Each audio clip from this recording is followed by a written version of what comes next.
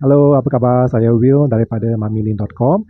Sekarang saya ada kat BHQ untuk weekly meeting. Sebelah saya adalah Kak Fatimah. Tadi saya ada discuss dengan dia. Dia kata dia ada testimoni lead core yang sungguh hebat. Saya sekarang nak interview Kak Fatimah untuk dapatkan testimoni lead core beliau. Okay, alright. Selamat pagi, saya Fatimah. Testimoni tentang Leaf Core yang saya cakap tadi tu, sebabnya saya rasa Leaf Core ni satu produk yang hebat, yang mungkin tak ramai tahu. Jadi boleh cubalah. Macam terutamanya kalau you dah dikenal pastilah you ada penyakit macam fatty liver kan. Bawa lah makan Leaf Core tu. Sebab you perlu makan dalam 2 kapsul saja sebelah malam. Cukup dah sebenarnya, sangat powerful. Jadi saya makan sebelah malam lah sebelum tidur. Saya makan Leaf Core tu 2 biji je. Jadi apa yang saya dapat, manfaat dia lah dalam masa 2 minggu, 3 minggu macam tu lah. Sebelum ni saya cepat letih. Cepat letih sangat. Jadi kalau balik kerja tu saya flat. Jadi saya kena tidur dulu. Kemudian baru saya boleh buat kerja apa-apalah. Macam tu sebelah malam. Jadi Leaf Core ni bila saya dapati, saya bangun tidur besok pagi tu saya tak ada letih dah. Saya rasa macam segarnya. Kenapa ya? Macam tu. Seolah-olah bertenaga kan, macam tu.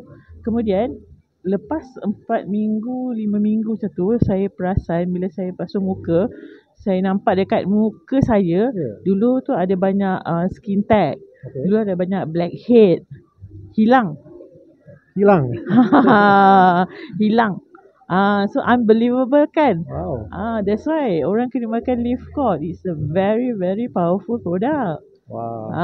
So masa tu 4-5 minggu saya makan tu kan, saya tak sentuh Shirutto pun. Saya tak beli pun. Lepas pada tu baru saya punya upline kata you should try Shirutto whatever. But okay, baru saya cuba. Tapi saya started dengan Leaf Core. Saya rasa bagus. Kena cubalah Leaf Core tu. And then dia memang bagi satu macam energy. Then kan lepas 2 months macam tu saya nampak saya punya kulit lebih licin. Licin. Kemudian saya nak tambah lagi sebab saya kiasu kan. Saya minum tu apa tu? Yang collagen drink tu, Magnific. Meletup. Lagi lepas tu 3 months kan, dah lah makan Leaf Core. Lepas tu minum lagi Magnific. Memang powerful lah. Memang cantik lah complexion lepas tu kan. Jadi berkeyakinan lah kan. Kalau nak perkenalkan ke produk ni macam tu lah. Okey, itulah perkongsian daripada Kak Fatimah. Terima kasih Kak Fatimah. Okey, untuk siapa nak cuba produk BE, cubalah. Ini testimoni Kak Fatimah memang hebat. Okey, sampai sini saja. Hai.